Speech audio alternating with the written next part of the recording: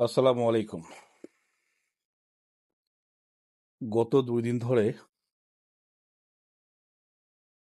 অনলাইনে কিছু ভিডিও দেখে আসতেছি। বাংলাদেশে পরীক্ষা নিয়ে ছাত্রদের আন্দোলন, পরীক্ষার কোশ্চেন, প্রশ্নগুলো এভাবে দিয়েছেন কেন? এবং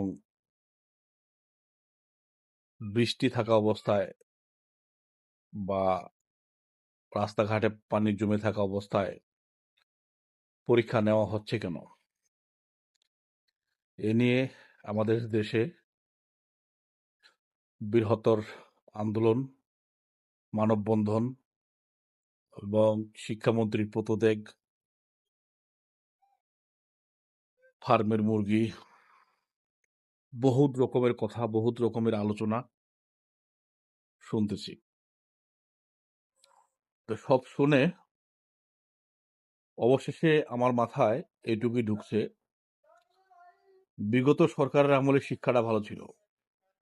কারণ তখন নকল করা যাচ্ছিল, তখন অটোপাস ছিল, তখন মেয়েরা রান্না করবে কিভাবে, মেয়েরা প্রেগনেন্ট হবে কিভাবে, সেই শিক্ষাগুলো ছিল। এবং যা ছিল তা মনে খুব ভালো ছিল। বর্তমান সরকার এসে যা করছেন সেটা খারাপ করছেন। আসলেই খুব দুঃখজনক। দুঃখজনক খুবই। কারণ নেশা আর পাপ দুইটা যখন একত্রে হয়ে যায় তখন মানুষের হিতাহিত জ্ঞান কোনো কিছু থাকে না। মানুষ এত নিকৃষ্ট হতে পারে আমাদের দেশের মানুষ, আমি স্বপ্নেও ভাবতে পারি নাই। নকল করে পরীক্ষা দেয়া, খাতা দেখে পরীক্ষা দেওয়া, অথবা বানিয়ে কিছু লেখা,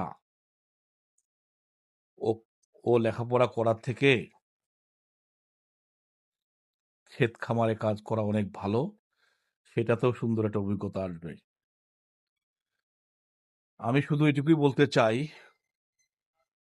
শিক্ষার মানটাকে বাড়ানোর জন্য সরকার অনেক রকম চেষ্টা করছেন এবং চেষ্টা করে যাচ্ছে।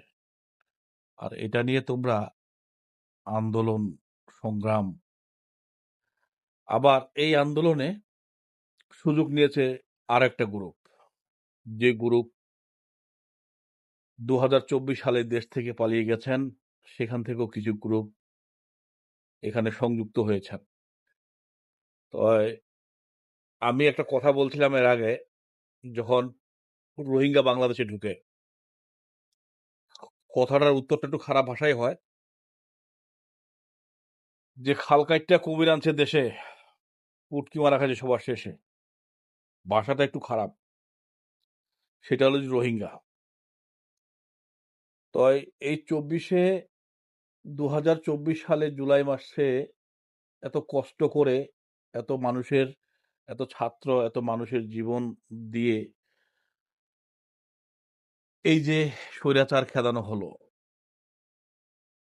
এই যে আপনারা এসব কিছু করতেছেন, এগুলো কার জন্য করতেছেন? স্বৈরাচার ঢুকানোর জন্য। সেই আশা কখনো সফল হবেন না, সেই আশা কখনো কারো পূরণ হবে না। অতএব আমি সবাইকে বলতে চাই, সেই সাথে যাদের ছেলেমেয়েরা কলেজে লেখাপড়া করতেছে এবং পরীক্ষার্থী, সেই পিতামাতাদের বলতে চাই, আপনারা আপনাদের ছেলেমেয়েদের একটু বোঝান, শাসন করেন, ভালো কিছু শিখান, তাহলে তারা শিখবে। প্রথম স্কুলটা কিন্তু